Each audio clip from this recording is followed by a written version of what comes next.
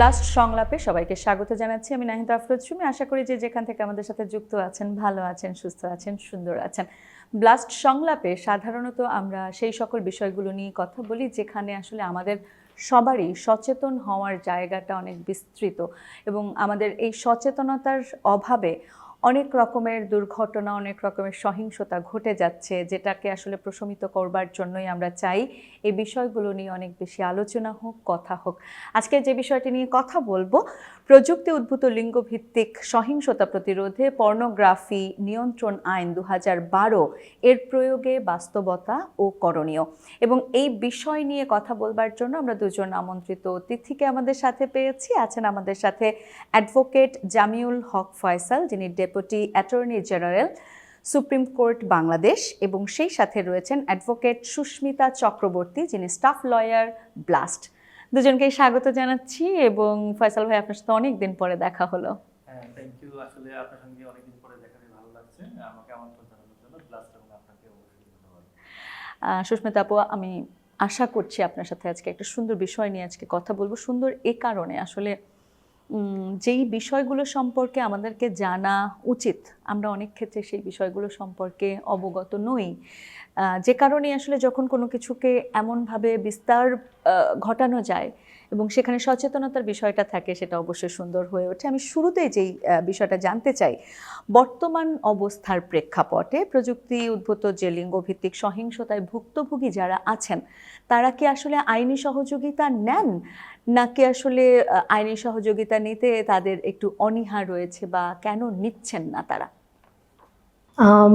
বর্তমান প্রেক্ষাপটে প্রযুক্তি উদ্ভূত যে লিঙ্গভিত্তিক সহিংসতাগুলো রয়েছে, এই সহিংসতাগুলো হচ্ছে ব্যক্তিগত ছবি ধারণ করা, সেগুলো বিভিন্ন সোশ্যাল মাধ্যমে বা সামাজিক যোগাযোগ মাধ্যমে পোস্ট করে ব্ল্যাকমেল করা বা হুমকি প্রদান করা, অনেক সময় ফেক অ্যাকাউন্ট খুলে প্রতারণা করা। তো এই সকল সহিংসতার শিকার অনেক নারী আছেন এবং তাদের মধ্যে অনেকেই কিন্তু আমাদের ব্লাস্টে আসেন, আমাদের কাছে আইনি সহযোগিতা চান। তবে তাদের মধ্যে বেশিরভাগই হচ্ছে থানায় গিয়ে বা মামলা পরিচালনা যে আইনি পদক্ষেপটা, সেটা নিতে অনীহা প্রকাশ করেন। মানে এই অনীহাটা আসলে কেন? তারা কি আসলে কোনোভাবে ভয় পান, বা আসলে তারা মনে করেন যে এটা করতে গেলে আমি সামাজিকভাবে কোনোভাবে হেয় প্রতিপন্ন হতে পারি? এই বাধাগুলো আসলে কোথায়? কেন আমরা আসলে মনের কথাগুলোকে বলতে পারছি না? তারা প্রচন্ড ভয় পায়। বিশেষত তারা ভয় পায় যে তাদের পরিবার তাদেরকে হয়তো সাপোর্ট করবে না, তাদের সম্মানহানি ঘটতে পারে, বিষয়টা জানাজানি হয়ে যেতে পারে। আবার অনেক ক্ষেত্রে দেখা যায় যে এই সহিংসতার শিকার নারীরা, তারা সহিংসতার শিকার হচ্ছেন তাদের পরিবারের বা নিকটতম আত্মীয়দের কাছ থেকে। তো সেই ক্ষেত্রে তারা একটা দ্বিধাদ্বন্দ্বে ভোগ করে। তারা কি নিজের পরিবারের বিরুদ্ধেই যাবে, বা নিজের খুবই আপনজন মানুষের বিরুদ্ধেই তারা কি যাবে, মামলা মোকদ্দমা করবে? এই দ্বিধাদ্বন্দ্ব থেকেও তারা অনেক সময় মামলা করতে আগ্রহী হয় না বা থানায় যেতে আগ্রহী হয় না। আবার অনেক সময় বিভিন্ন আইন শৃঙ্খলা রক্ষা বাহিনীর মাধ্যমে তারা হচ্ছে একটু বিভ্রান্ত হয়ে যায় বা দ্বিধাগ্রস্ত হয়ে যায়, আসলে কোথায় যাব, আমি এই মামলাটা করলে কোনো প্রতিকার পাবো কিনা, যে অপরাধী সে কি ধরা পড়বে কিনা, অনেক কিছু তার মাথায় ঘুরতে থাকে। তো সবকিছুতেই সে আসলে নিরুৎসাহিত বোধ করে এবং মামলা করতে চায় না। ফয়সাল ভাই, আমাদের কি ব্যাপারটা এরকম যে আসলে সামনে কোনো ধরনের কোনো এক্সাম্পল নাই? আই মিন, যে যারা এই ধরনের অপরাধ করেছে, হয়তো কোনো একটা নারীকে কোনো একটা স্ক্রিনশট নিয়ে কিংবা কোনো ছবি নিয়ে তাকে ব্ল্যাকমেইল করেছে, তারপরে যখন আসলে সেই নারী কোথাও গিয়ে আইনি সহযোগিতা চেয়েছে সরকারি বা বেসরকারি ব্লাস্টের মতো প্রতিষ্ঠানের কাছে, তার পরবর্তী সময়টা আসলে একটা দেখা গেল লেন্দি একটা প্রসেস। সেখানে গিয়ে কখন গিয়ে আসলে এটার প্রতিকার পাবো, এরকম ধরনের এক্সাম্পল আমাদের কাছে কম বলে কি নারীরা পিছিয়ে যাচ্ছে বলে আপনি মনে করেন? সুস্মিতার কথা সূত্র ধরেই আমি বলবো যে আসলে ডেফিনেটলি আমাদের দেশের নারীরা সবসময় একটু নিজেকে আড়াল করে রাখতে পছন্দ করে, কিন্তু দেখা গেছে যে এই ধরনের যারা সহিংসতার শিকার হয়, বিশেষ করে এই যে পর্নোগ্রাফির, যে পর্নোগ্রাফি বা সাইবার ক্রাইমের শিকার হচ্ছে, এখন তো এইটা আসলে একদম সর্বোচ্চ প্রায়োরিটিতে দেখা দরকার এই সমস্যাটাকে। কারণ হচ্ছে কেউ যদি ধরেন পর্নোগ্রাফির শিকার হয় বা পর্নোগ্রাফি তো আসলে বিভিন্ন রকমের, শুধুমাত্র যে তার কোনো রগরগে ভিডিও আসবে তা না, আসলে বিভিন্নভাবেই তার হুমকির শিকার হয়। তার পার্সোনাল কোনো ছবি, স্টিল ছবি, এগুলো সামাজিক যোগাযোগ মাধ্যমে খুব দ্রুত ছড়িয়ে যায়। তারপরে হচ্ছে দেখা গেছে যে তাকে ব্ল্যাকমেলিং করা হয়, তার কিছু কোনো ধরনের বিশেষ মুহূর্তের ছবি রেখে দিয়ে। সুস্মিতা যেটা বলছিল যে আসলে এই ধরনের অপরাধ অনেক ক্ষেত্রে তার খুব নিকটতম ব্যক্তির কাছ থেকেই কিন্তু শিকার হয়। তো এই ধরনের দুইটা চ্যালেঞ্জের কারণে ওনারা আইনি সহায়তা দিতে পারে না। এক হচ্ছে তার সারাউন্ডিংসে যারা থাকে তাদের ধারায় অপরাধের শিকার হয়, মানে এটার সংখ্যাটা অনেক বেশি। সো তারা ভয় পায় যে এই সমাজের সঙ্গে আমাকে চলতে হবে, এই মানুষগুলোর সঙ্গে হয়তো আমাকে চলতে হবে। দ্বিতীয় কথা হচ্ছে আসলে আদালতে মানুষ যখন দেয়ালে পিঠ ঠেকে যায় তখনই কিন্তু মানুষ আদালত পর্যন্ত যেতে চায়। সো একজন নারী প্রথমেই চেষ্টা করে ব্যাপারটাকে লুকোচুরি করে ধামাচাপা দিয়ে শেষ করে দেওয়া যায় কিনা। এটা আমার অভিজ্ঞতা থেকে বলছি, হ্যাঁ? আমি সব ক্ষেত্রে সব ঘটনা একই রকম হবে এরকম না, কেউ প্রতিবাদ করে দাঁড়িয়েছে। সো আমার মনে হয় যে আইনটি করা হয়েছে, আপনি জানেন যে পর্নোগ্রাফি নিয়ন্ত্রণ আইন 2012-তে যে আইনটি করা হয়েছে, সেই আইনটি কিন্তু ওখানে প্রিএম্বল যদি দেখেন আপনি, ওটার উদ্দেশ্যই ছিল এরকম যে সামাজিক অবক্ষয় রোধ করার জন্য, যদি আইনের যদি শুরু ভূমিকাটা হয় যে সামাজিক অবক্ষয় রোধ করার জন্য, নৈতিক স্থলঙ্ঘনিত অপরাধ রোধ করার জন্য এই আইনটা করা হয়েছে। সো এই আইনের উদ্দেশ্যটাই ছিল যে এই ধরনের কাজটুকুকে যেন কমিয়ে আনা যায় অথবা শাস্তির মুখোমুখি করা যায়। তো আমি মনে করি যে আমাদের দেশের যারা ভিকটিম হয়, যারা ভিকটিম বিশেষ করে পর্নোগ্রাফির আসলে লিঙ্গভিত্তিক অপরাধ, সেটা পুরুষের ক্ষেত্রে হতে পারে, বাট সেই সংখ্যাটা হয়তো বা আমি জানি না, খুবই নগণ্য, আমাদের সামনে আসেই না। নারীদের ক্ষেত্রে অনেক বেশি। সেটাই, এখন ম্যাক্সিমামই আমাদের দেশে যদি মানে আমরা আনুমানিক আইডিয়া বলি 99%ই হচ্ছে নারীরা এর ভিকটিম হয়। সো সেই ক্ষেত্রে আমাদের যেটা করতে হবে, একটু সচেতনভাবে প্রতিবাদের সাহস করে এগিয়ে যেতে হবে, আর এটা নিয়ে আমাদের সামাজিক বিপ্লব করতে হবে। একদম সামাজিক বিপ্লবের কথাটা বলছেন, যে এই সামাজিক বিপ্লবের অন্যতম ভিত হচ্ছে আসলে সচেতনতা বৃদ্ধি করা। তবে আপনি যে এই আইনটার কথা বলছিলেন, 2012 সালের যে আইনটার কথা বলছিলেন, সেটা কি আসলে এনাফ? আমাদের এই যে বিপ্লব ঘটানোর কথা বলছেন, বা এটার কি যতটুকু আইন আছে সেটা কি আসলে মানুষের দ্বার পর্যন্ত যাচ্ছে, যে এরকম একটা আইন আছে, আমরা চাইলেই প্রতিকার ঘটাতে পারি, আমরা চাইলেই আইনি সহযোগিতা নিতে পারি, বা এই আইনেও আসলে মানে কোনো রকমের কোনো কি বলবো, যে পরিবর্তনের প্রয়োজন আছে কিনা, বাড়ানোর জায়গা আছে কিনা, যে আরো একটু শক্তিশালী হওয়ার দরকার আছে কিনা? আচ্ছা, এই মুহূর্তে এক্সিস্টিং যে ইয়াটা আছে সেটা হচ্ছে যে পর্নোগ্রাফি নিয়ন্ত্রণ আইন 2012 সাল, এটাকে অ্যাড্রেস করে এই জিনিসগুলোকে আমরা কথা বলছি। কিন্তু কথাটা হলো যে এই আইনটা হয়েছে 2012 সালে, হ্যাঁ? তো ওই প্রেক্ষাপট বিবেচনা করে ওই সময় টেকনোলজিক্যাল অপরাধটা যে পরিমাণ হতো, 2025 এসে নিশ্চয়ই অপরাধের ধরন, অপরাধের চরিত্র একই রকম নাই। টেকনোলজিক্যাল অপরাধগুলো এখন তো মানে নানানভাবে মানুষ ভিকটিম হয়ে যাচ্ছে, নানানভাবে ভিকটিম হয়েছে। এখন আবার নতুন যুগ হয়েছে 2024-25-এ এসে এআই প্রযুক্তির মাধ্যমে মানুষকে ভিকটিম করা হচ্ছে, না? হ্যাঁ, আরেকটা ভয়ঙ্কর। এবং এটাকে আমরা যদি স্ট্রিক্টলি এটাকে মেনটেন করতে না পারি, এটাকে রোধ করতে না পারি, তাহলে কিন্তু ভয়াবহ ডিজাস্টার হয়ে যাবে আমাদের সমাজে। আপনি আমাকে জিজ্ঞেস করছেন যে এই আইনটা যথেষ্ট কিনা, আমি বলবো এই আইনটা যথেষ্ট না। এই কারণে আইনটা যথেষ্ট না, এই আইনের সর্বোচ্চ শাস্তির কথা বলা আছে 7 বছর, অর্থদণ্ড যদি বলা আছে 2 লক্ষ টাকা। সেই 2 লক্ষ টাকা কে পাবে? ভিকটিম পাবে নাকি রাষ্ট্রীয় কোষাগারে যাবে? এটা একটা ব্যাপার। তো এখন দেখা গেছে যে আপনি ধরেন মিডিয়াতে কাজ করেন, আমি আদালত অঙ্গনে কাজ করি, সুস্মিতা অ্যাক্টিভিস্ট হিসেবে কাজ করছে হিউম্যান রাইটসের জন্য। এখন দেখা গেছে, দেখেন আমাদের যে জায়গাগুলো আছে, এখন আপনি মিডিয়া কাজ করেন, কেউ একজন বিভিন্ন ধরনের আপনার শুটিংয়ের ডায়লগ থাকতে পারে, আপনার প্রয়োজনীয় অনেক ধরনের ফান থাকতে পারে। ওরা কি করছে, এই ছোট ছোট ক্লিপগুলোকে দিয়ে আপনার ক্যারিয়ারটাকে একটা প্রশ্নের মধ্যে ফেলে দিচ্ছে, অথবা নেগেটিভ ভাবে আপনাকে এমনভাবে উপস্থাপন করছে যে আপনার একটা চরিত্র নিয়ে তখন টান দিচ্ছে। সো আপনার যারা সারাউন্ডিংসে আছে তারাও সেটা বিশ্বাস করছে যে না। তো মানুষের এই যে আইনটা, যেটা এই আইনটা এত প্রাইমারি শাস্তির ব্যবস্থা করা হয়েছে যে এটা মানুষের আসলে, এটা কিন্তু মৃত্যুদণ্ডের থেকেও আর বেশি যদি কিছু থাকতো আমি বলবো সেটা দরকার। কারণ একটা মানুষকে মেরে ফেলা হয়, মেরে ফেললে যেমন তার মৃত্যুদণ্ড হয়, মেরে ফেলার জন্য সর্বোচ্চ শাস্তি মৃত্যুদণ্ড, একইভাবে এটা কিন্তু মানুষের জীবন তো মেরে ফেলে। হ্যাঁ, মানসিকভাবে একটা মানুষ যখন ভেঙে যায়, এবং তিনি ওই মানুষটি যিনি ভিকটিম, তিনি এমন একটা পরিবেশের মধ্য দিয়ে যান, চারপাশে যে কেউ তাকে এমনভাবে একটা মানে চোখের দৃষ্টিটাও এমন হয়ে দাঁড়ায় যে ওই মানুষটা তখন আসলে লোকসম্মুখে যেতেও চায় না, এবং নিজে নিজে এমনভাবে গুমড়ে যায়, এমনভাবে দুমড়ে মুচড়ে যায় যে আসলে সে উঠে যে দাঁড়াবে সেই জায়গাটা অনেক কঠিন হয়ে দাঁড়ায়।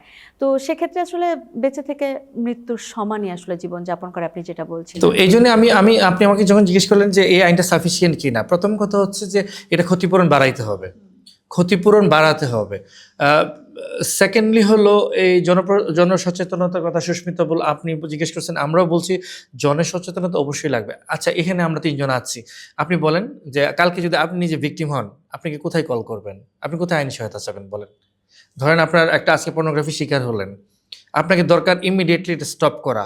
সোশ্যাল মিডিয়াতে বলেন, যে কোনো জায়গায় বলেন, বিটিআরসি তো আর আপনার মুখের কথায় ওটাকে স্টপ করে ফেলবেন না, বা যে আমাদের যে সোশ্যাল মিডিয়াগুলো আছে তাদের উপর কিন্তু আমাদের কন্ট্রোল নাই। হ্যাঁ, সো কন্ট্রোল নাই। এখন আপনি তাহলে কোথায় কমপ্লেনটা করবেন? নিকটস্থ কোনো পুলিশ পুলিশ স্টেশনেই স্টেশনে আমি করবেন। যাব, পুলিশ এর স্টেশন, বাইরে তো আমি পুলিশ জানি না। Station exactly. তো পুলিশ স্টেশন দেখেন, আপনি পুলিশ স্টেশনের আমার যতটুকু নলেজ আছে যে পুলিশ স্টেশনে একজন সহকারী পুলিশ কমিশনারের নিচে তারা এই টেকনোলজিগুলো তারা ব্যবহার করতে পারে না। তো এখন আপনার দরকার ইমিডিয়েট একটা অ্যাকশন, এবং সেইটাকে আপনার হটলাইন সেবার মাধ্যমে, যে আমি একটা পর্নোগ্রাফি শিকার হচ্ছি, আমি একটা সম্ভাবনা আছে একটা দ্রুত এটাকে প্রিভেন্টিভ নেচারে এটাকে যাওয়া লাগবে। এটার জন্য একটা দরকার হচ্ছে একটা জায়গা। আমরা কিন্তু কেউ জানি না এখানে কোথায় যাবেন, কি করবেন। আপনি থানায় কমপ্লেন করবেন, একজন আইও নিয়োগ হবে। প্রচলিত নিয়মটা কি?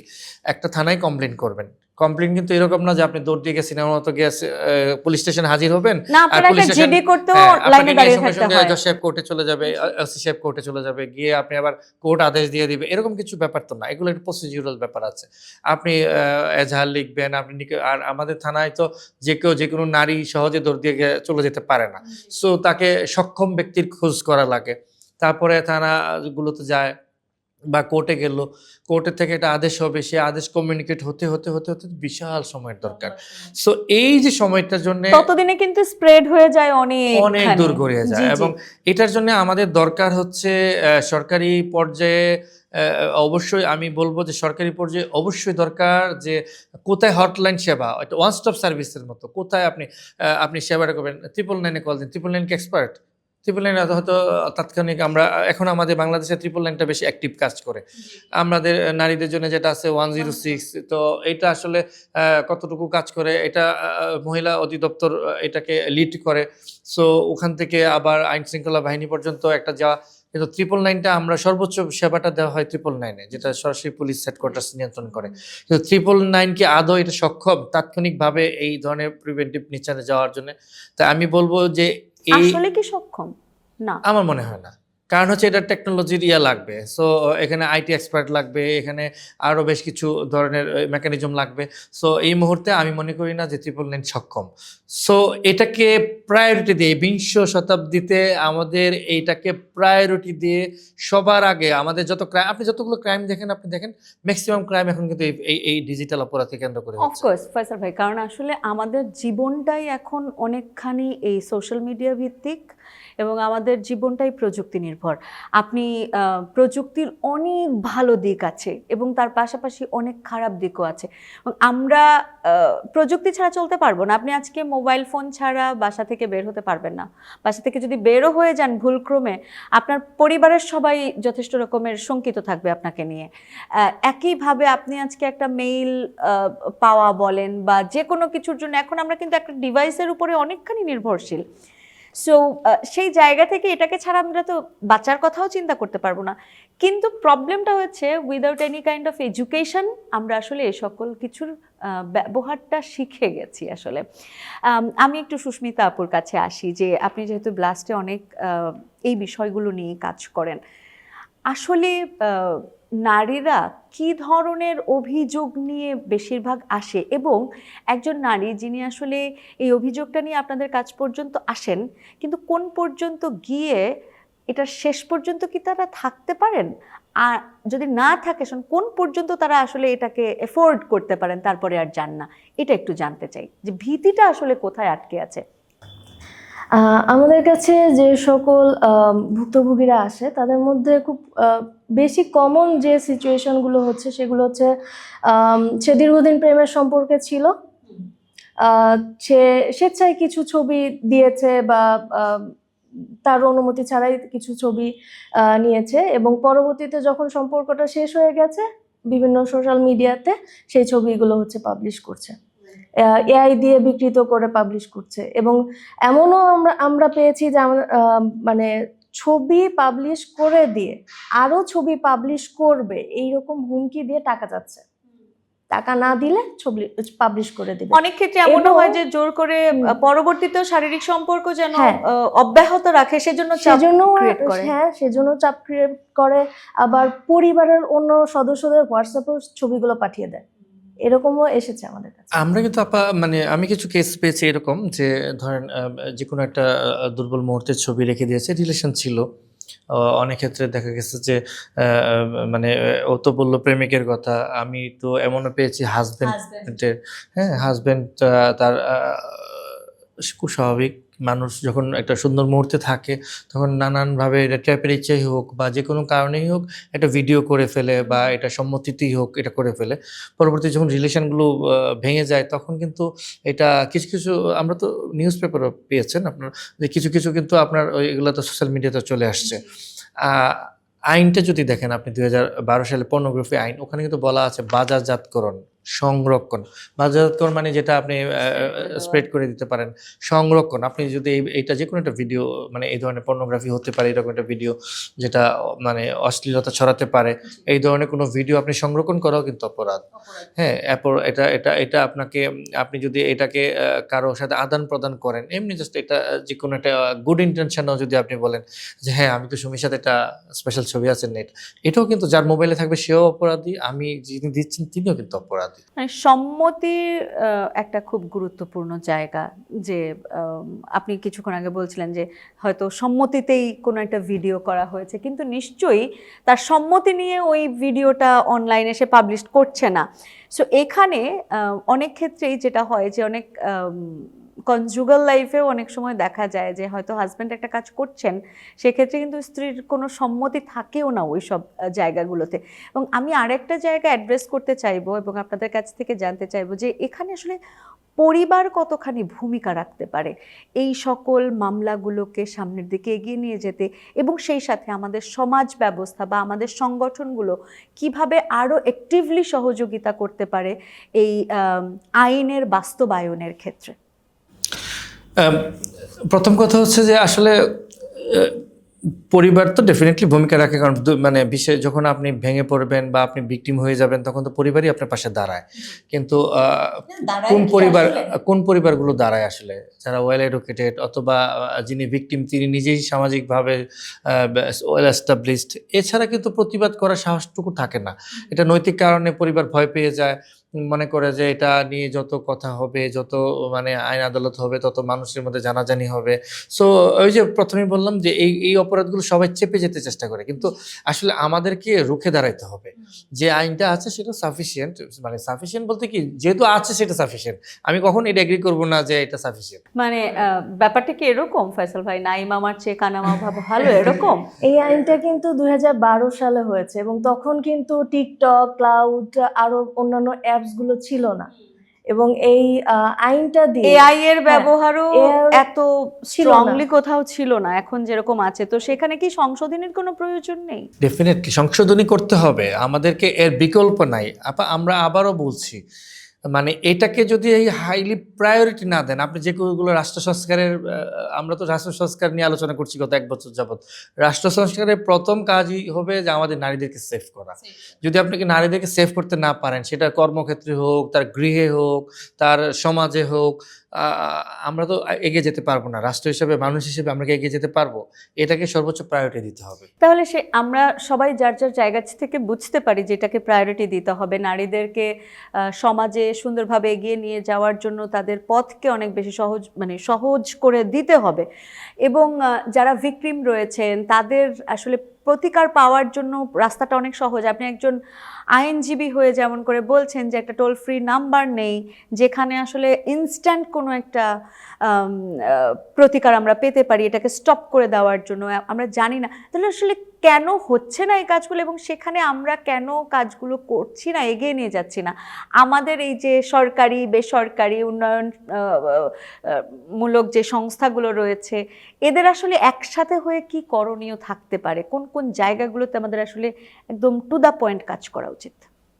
দুজনের কাছে আমি আসলে জানতে চাই এই ব্যাপারটা।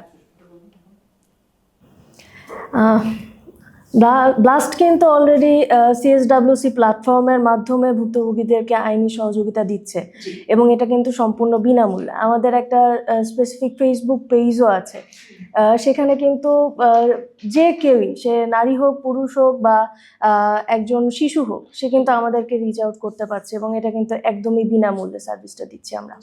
এছাড়াও কিন্তু কমিউনিটি লেভেলে আমরা সচেতনতা ক্রিয়েট করার জন্য লিগাল এইড ক্যাম্পও করছি, আমরা স্কুলেও কিন্তু ক্যাম্প করছি। আমরা চাচ্ছি যে সচেতনতাটা ক্রিয়েট হোক আরো বেশি। পাশাপাশি হচ্ছে আমাদের যে প্ল্যাটফর্ম মেম্বার আছে, আমরা নিজেদের মধ্যে যে রেফারেল মেকানিজমটা, এটা আরো স্ট্রং করার জন্য নিয়মিত কাজ করে যাচ্ছি। কিন্তু সরকারি উদ্যোগে বা সরকারি বেসরকারি বা আমরা যারা এনজিও আছি, সম্মিলিতভাবে কোনো প্রচেষ্টা এই অপরাধগুলোকে রোধ করার জন্য কিন্তু এখনো কোনো উদ্যোগ সেই রকমভাবে নেওয়া হয় নাই। আশা করি ভবিষ্যতে নেওয়া হবে। এবং এই অপরাধগুলো রোধ করার জন্য আরেকটা বিষয় খুবই গুরুত্বপূর্ণ, সেটা হচ্ছে যে ফরেন যে কোম্পানিগুলো আছে, আইটি কোম্পানিগুলো আছে, স্পেশালি অ্যাপসগুলো আছে, এদের সাথে একটা এমইউ করা। কারণ এই ভুক্তভোগীদের প্রথম চাহিদাটা থাকে যে এই কন্টেন্টগুলো সমস্ত জায়গা থেকে যেন ডিলিট করা হয়, পারপিটেটর কোনোভাবেই যেন এই কন্টেন্টগুলো বা এই অ্যাকাউন্টগুলোর অ্যাক্সেস আর না পায়, তার কাছ থেকে নিয়ে নেওয়া সম্ভব হয়। আমাদের বর্তমানে যে সাইবার সুরক্ষা অধ্যাদেশ আছে, সেইটাতেও যে প্রসিডিওরের মাধ্যমে কন্টেন্টগুলো ডিলিট করার কথা বলা হয়েছে, সেটাও কিন্তু অনেক টাইম কনজিউমিং একটা ব্যাপার, দীর্ঘ একটা সময় অপেক্ষা করতে হবে। কিন্তু ভুক্তভোগীরা সবাই চায় যত দ্রুত সম্ভব এটা ডিলিট করা সম্ভব হয়। এটার একটাই ওয়ে, যদি এমইউটা পসিবল হয় এবং আরো দক্ষ আইটি এক্সপার্ট, সেটা সরকারি উদ্যোগেই হোক বা বেসরকারি সংস্থার সাথে অ্যাসোসিয়েট হয়ে হোক, আসলে এটা প্রয়োজন। Thank you so much. আপনি খুব সুন্দর একটা পয়েন্টকে আসলে উল্লেখ করলেন যে আইটি সলিউশনটা আমরা যেটা বারবার করে বলছিলাম, সেক্ষেত্রে আমাদের কি করণীয়। এবং আরেকটা জিনিস, সেটা হচ্ছে যে ডিজিটাল এভিডেন্স কালেকশন। আমাদের যারা আইও আছে, মানে একটা মামলা তো অগ্রসর হবে তদন্তের উপর নির্ভর করে, পারপিটেটরকে তো খুঁজে বের করবে, সেটার উপরই একটা ডিজিটাল এভিডেন্স কিভাবে কালেকশন করতে হয় দেখা যাবে নলেজটাই অনেকের নাই, বা আমাদের কিন্তু প্রপার সেরকম গাইডলাইনও নাই। ফয়সাল ভাই, আপনি যদি এই বিষয়ে একটু করতে চান, আমাদের ডিজিটাল এভিডেন্স কালেকশন বা ডিজিটাল ফরেন্সিক ল্যাব, এটার উপর প্রপার কোনো গাইডলাইন নাই এবং এই গাইডলাইনটাও জরুরি ভিত্তিতে ইমপ্লিমেন্ট করা উচিত। ফয়সাল ভাইয়ের কাছে আমি কোয়েশ্চেনটা যদি একটু ডিফারেন্টভাবে করি, যে আসলে একজন ভিকটিমকে সহযোগিতা করার জন্য বা তাকে আসলে ফুল সাপোর্টটা দেওয়ার জন্য আপনি যদি আইনের কথা বলেন এবং আইনের বাস্তবায়নের যে পথটা বলেন, সেখানে যদি আপনি 3টা মার্ক করতে বলা হয় যে এই বিষয়গুলোকে যদি আরও অ্যাক্টিভলি বা আরও ফোর্সফুলি এগিয়ে দেওয়া সম্ভব হয়, টাইমটাকে কমিয়ে নিয়ে আসা যায়, তাহলে আসলে এটার গতিটা অনেক বেড়ে যাবে এবং ভিকটিমের সংখ্যা কমে আসবে। এই জায়গাটাতে আপনি কোন জায়গাগুলোকে আসলে অ্যাকনলেজ করবেন? ধন্যবাদ আপা। প্রথমটা হচ্ছে যে আমরা মানে যেটা বোঝানোর চেষ্টা করছি, একটা ঘটনার 3টে স্টেজ আছে আমার দৃষ্টিতে। প্রথম স্টেজটা হচ্ছে ভিকটিম যখন এই ধরনের ডিজিটাল অপরাধের শিকার হয়, পর্নোগ্রাফির শিকার হয় বা সাইবার অ্যাটাকের শিকার, যেটাই বলি আমরা। তো প্রথম কাজটা হচ্ছে যে ধরনের অপরাধের শিকার হয়েছে, এই অপরাধটা আমাদের টেকনোলজিক্যালের মাধ্যমে দ্রুত এটাকে সরাই ফেলতে হবে, দ্রুত এটাকে যেন বিস্তৃতি লাভ না করে সারা দেশে বা দেশে বিদেশে। এটাকে আমরা প্রথমে প্রিভেন্টিভ নেচার যেটা বলতেছি, এটাকে আমাদের অ্যাক্টিভ করা লাগবে। কোন মেথডে করবেন এটা গভর্নমেন্টকে ভাবতে হবে, খুব দ্রুতই ভাবতে হবে। সেকেন্ডলি হলো যে যিনি অপরাধটা করেছেন তাকে বিচারের আওতায় আনা। তো বিচারের আওতায় আনতে গেলে ভিকটিমকে সাহস করে দাঁড়াইতে হবে যে হ্যাঁ, আমি অপরাধের শিকার হয়েছি, আমার শুধু ওই কন্টেন্টগুলো সরে গেছে, তাতেই আমি সন্তুষ্ট না, আমি বিচারটাও চাই। তো বিচারটা চাইতে হবে। দ্বিতীয়ত হচ্ছে আদালতে বিচার প্রক্রিয়াটাই, মানে এইটাকে আমাদেরকে যত দ্রুততম সময়ে, আইনে বলা আছে তদন্ত রিপোর্ট 15 দিনের মধ্যে 30 দিনের মধ্যে দিবে। যদি 30 দিনের মধ্যে না পারে আরো 15 দিন আদালতের অনুমতিক্রমে সেটা 15 দিন বৃদ্ধি করতে পারে। তাহলে খুবই অল্প সময় দেওয়া হয়েছে। কিন্তু এই তদন্ত রিপোর্ট কি আদৌ 35 দিনে যায়? এর কারণটা হচ্ছে যায় না। যায় না কারণটা হচ্ছে এই কারণে আমাদের ফরেনসিক ল্যাব কি আসলে অ্যাভেলেবল? আমাদের একটা রিপোর্ট অনেক ক্ষেত্রে যদি খুব বেশি এটাকে যদি মানে সামাজিকভাবে ভাইরাল যে শব্দটা আমরা বলি, যদি খুব বেশি ভাইরাল না হয় তাহলে এই ফরেনসিক রিপোর্ট কয়েক মাসেও আসে না। হ্যাঁ, তো কয়েক মাসেও আসে না। সো আমাদের সক্ষম ফরেনসিক ল্যাব তৈরি করতে হবে।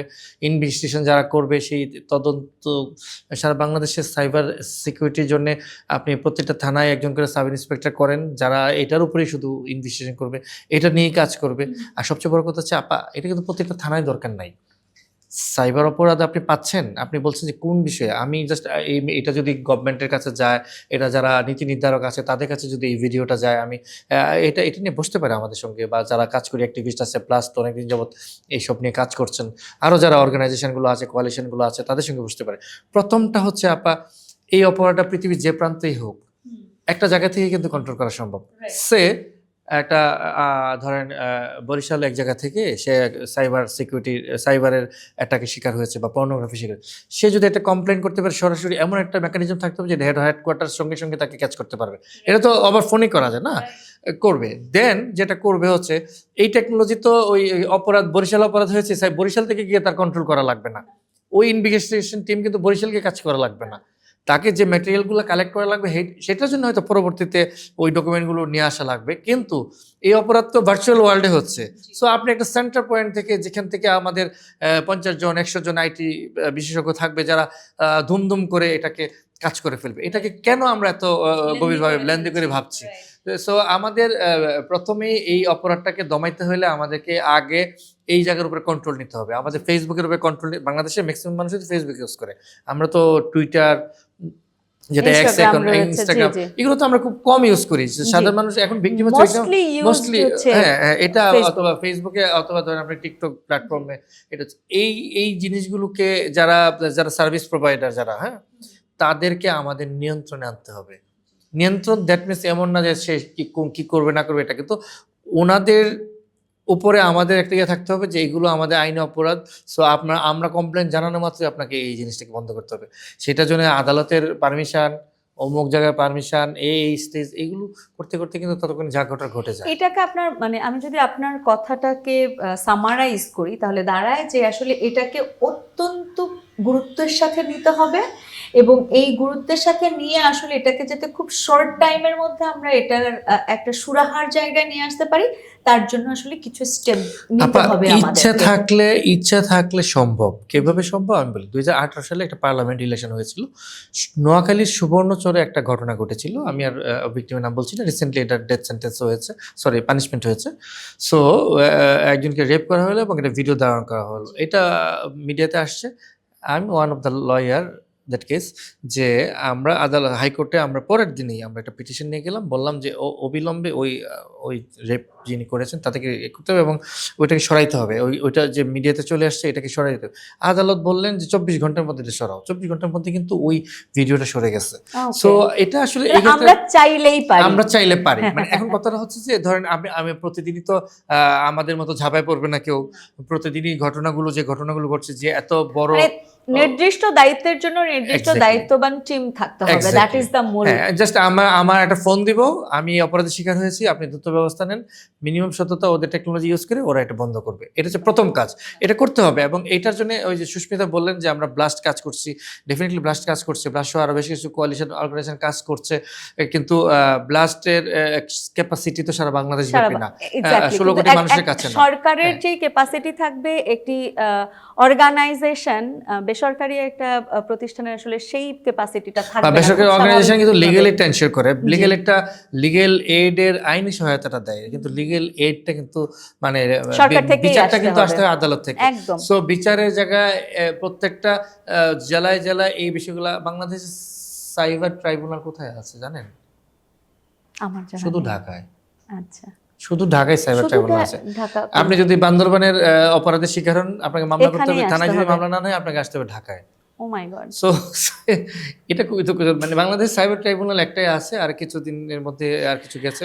তবে আমি আমার যতটুকু ধারণা যে যতখানি মানে এটার যে একটা নির্দিষ্ট আইন রয়েছে, এটার যে শাস্তির বিধান রয়েছে এবং এটা যে শাস্তি পায়, এই বিষয়গুলো আসলে বাংলার আনাচে কানাচাতে পৌঁছে দেওয়া উচিত। আমাদের অনেক অনেক অনেক বেশি আসলে সচেতনতামূলক কন্টেন্ট তৈরি করা উচিত। সেই কন্টেন্টগুলো আসলে সবার কাছে পৌঁছানোর সুব্যবস্থা করা উচিত, কারণ মানুষ এখনো পর্যন্ত জানে না যে এরকম একটা ঘটনা ঘটলে আমি আসলে এর প্রতিকার পেতে পারি, আমি আসলে এর জন্য আদালতের কাছে সাহায্য চাইতে পারি।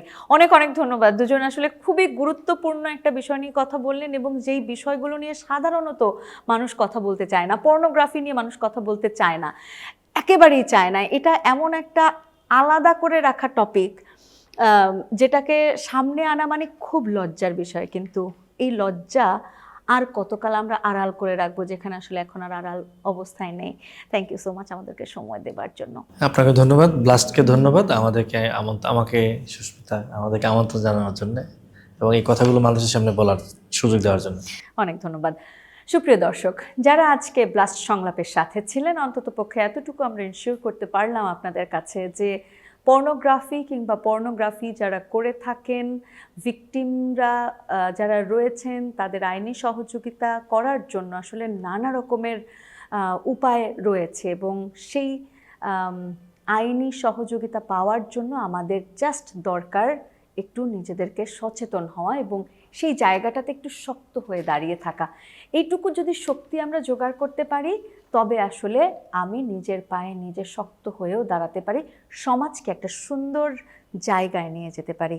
আমরা সবাই যদি ভালো থাকি, ভালো থাকবে দেশ এবং এমন করে এগিয়ে যাক, সেটাই হচ্ছে প্রত্যাশা রাখি। আর চাই ব্লাস্ট সংলাপের মতো এমন আলোচনা আরও অনেক বেশি হোক, তবেই হয়তো টনক নড়তে পারে, যেখানে টনক নড়লে আমরা আসলে সকল কিছুর একটা সমাধান পেতে পারি। সবাই খুব ভালো থাকবেন। আজকের মতো বিদায় নিচ্ছি ব্লাস্ট সংলাপ থেকে, আবারও চলে আসবো। ততক্ষণ পর্যন্ত সবাই খুব ভালো থাকবেন। আজকের মতো আমি নাহিদা আফরোজ সুমি এখান থেকে বিদায় নিচ্ছি।